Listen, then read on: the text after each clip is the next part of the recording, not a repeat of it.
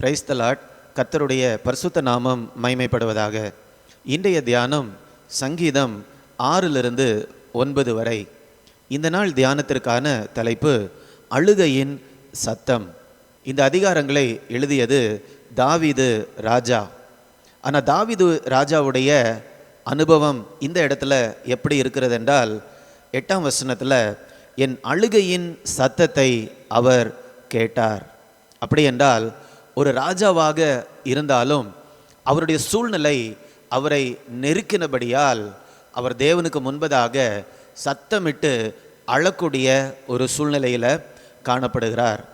சில நேரத்தில் நாம் நினைக்கலாம், ரொம்ப ஏழையாக இருக்கிறவங்க, ஒன்றுமே இல்லாதவங்க தான் பரிதாபப்படுவாங்க, அழுவாங்க.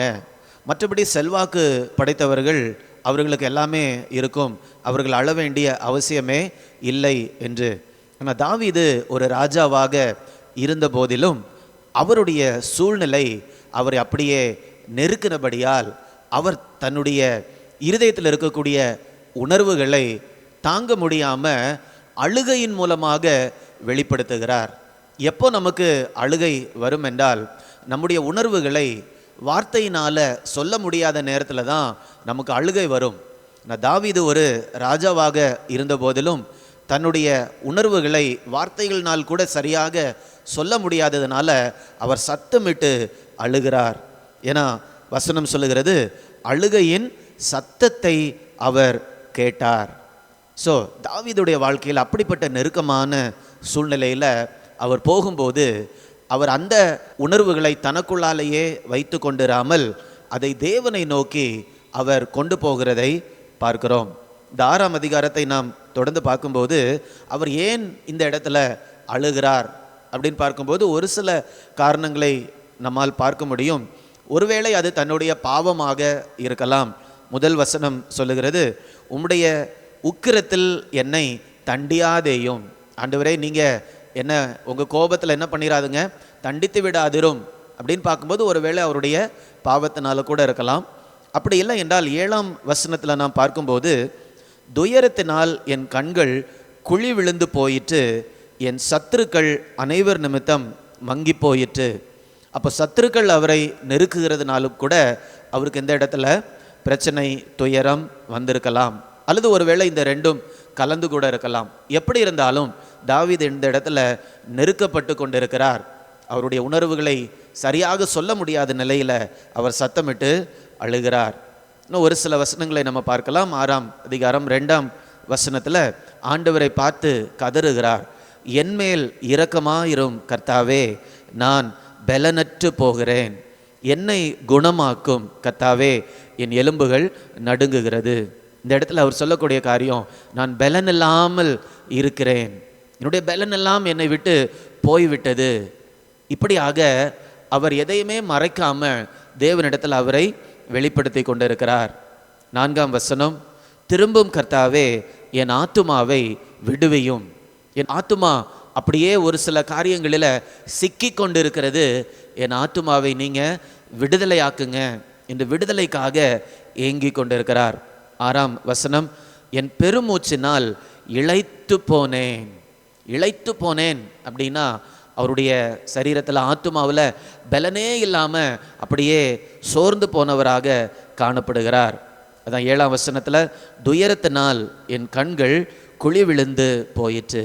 இப்போ இந்த வசனங்களை நாம் பார்க்கும்போது தாவீது எவ்வளவு அழகாக அவர் என்ன அனுபவிக்கிறாரோ, அவருடைய உணர்வுகள் அவருக்குள்ளாக என்ன சொல்லுகிறதோ அதை முடிந்த வரைக்கும் வார்த்தைகளினால் அவர் சொல்லி தேவனிடத்தில் கொண்டு போகிறார். வார்த்தைகளினால் சொல்ல முடியாத காரியங்களுக்காக அவர் அழுகிறார். இப்படி தான் நாமும் கூட பழகி கொள்ள வேண்டும். ஏனென்றால் இந்த பூமி ஒரு சபிக்கப்பட்ட, பாவமுள்ள, பிரச்சனையுள்ள ஒரு பூமியாக இருக்கிறபடியால் எல்லா காரியமும் எல்லா நேரத்திலும் நமக்கு சரியாக தான் இயங்கும் என்று நம்மால் சொல்ல முடியாது. அப்படிப்பட்ட நேரத்தில் நம்முடைய கஷ்டங்களை, துயரங்களை, நாம் அனுபவிக்கக்கூடிய பாடுகளை தேவனிடத்தில் நாம் சொல்லுவதற்கு பழகி கொள்ள வேண்டும். ஏனென்றால் தேவனிடத்தில் இந்த உணர்வுகளை நாம் வெளிப்படுத்தவில்லை என்றால் நம்மோடு நெருக்கமாக இருக்கக்கூடிய உறவுகளில் அந்த உணர்வுகளை நாம் வெளிப்படுத்துவோம். அது அநேக நேரத்தில் ஒரு துயரத்திற்குள்ளாக நம்மை கொண்டு போகும். பயங்கரமான ஒரு பாதிப்பை உறவுகளில் ஏற்படுத்தும். அப்போ ஒரு ஆழமான துயரத்தில் நம்ம போய் கொண்டு இருக்கும்போது முதலில் நாம் நேரம் எடுத்து தேவனிடத்தில் நம்முடைய உணர்வுகளை சொல்லும்போது ஆண்டவர் நமக்குள்ளால ஒரு சில கிரியைகளை செய்கிறார். அதன் பின் நம்மோடு பழகக்கூடிய நெருங்கின உறவினர்களோடு, அன்பானவர்களோடு நாம் பேசும்போது அந்த உணர்வுகள் ஓரளவுக்கு ஸ்டெடியாக இருக்கும், ஓரளவுக்கு கீழே வந்திருக்கும். அப்போ மற்றவர்களோடு பேசும்போது அதிகமான பாதிப்புகள் இருக்காது. அதனால தான் நாம் ஆண்டவர் இடத்துல அதிகமாக நம்முடைய உணர்வுகளை குறித்து பேசுவதற்கு பழகி கொள்ள வேண்டும்.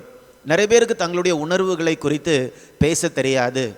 நமக்குள்ளால் என்ன நடக்கிறது என்பதே நிறைய பேர் என்ன பண்ணிக்க மாட்டாங்கன்னா கண்டுபிடிச்சிட மாட்டாங்க.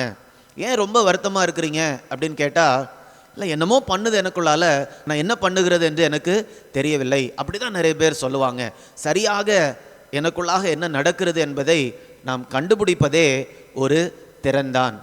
இதில் நம்ம என்ன ஒரு வசனத்தை கூட நான் சுட்டி காட்டுகிறேன். தாவீது எந்த அளவுக்கு இந்த இடத்துல நொறுக்கப்பட்டிருக்கிறார் என்று 2ஆம் வசனத்தினுடைய கடைசி பகுதி இவ்வாறு சொல்லுகிறது, கர்த்தாவே என் எலும்புகள் நடுங்குகிறது, என் எலும்புகள் நடுங்குகிறது. நம்முடைய எலும்பை நம்மால் பார்க்க முடியுமா? யாராலையுமே பார்க்க முடியாது. ஏன்னா நம்முடைய சதைக்குள்ளாக பாதுகாப்பாக நம்முடைய எலும்புகள் இருக்கின்றன. அப்போது இதனுடைய ஆவிக்குரிய அர்த்தம் அப்படி நம்ம பார்க்கும்போது என்னுடைய உள்ளான வாழ்க்கை நடுங்குகிறது, அல்லது என்னுடைய உள்ளான வாழ்க்கை உடைந்து போயிருக்கிறது.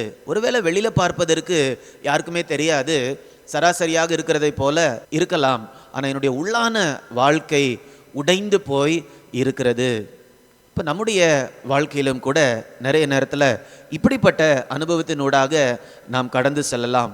என்னுடைய எலும்பு நடுங்குகிறது, என்னுடைய உள்ளான வாழ்க்கை உடைக்கப்பட்டு காணப்படுகிறது. அப்படிப்பட்ட ஒரு அனுபவத்திற்குள்ளாக இருக்கிறீங்களா?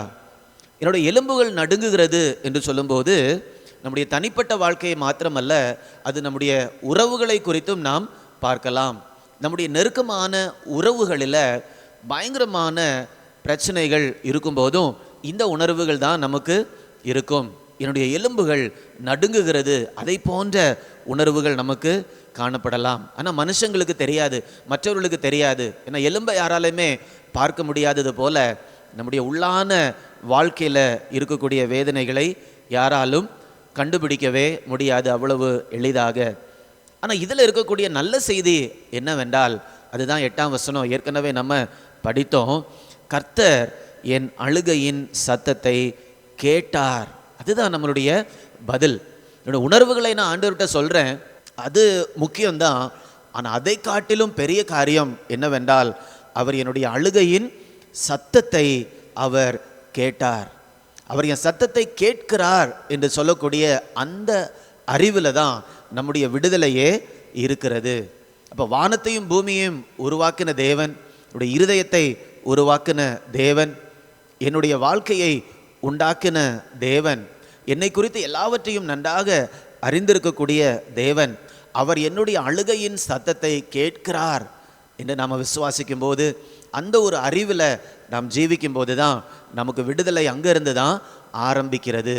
தேவன் நமக்கு பதில் தரணுன்னே இல்லை, அதற்கு முன்பதாகவே இப்படி அழுகையின் சத்தத்தை கேட்கிறார் என்கிற அறிவு இருந்தாலே நமக்குள்ளால இருக்கக்கூடிய அந்த குழப்பமான உணர்வுகளிலிருந்து நமக்கு விடுதலை கிடைக்க ஆரம்பித்து விடும்.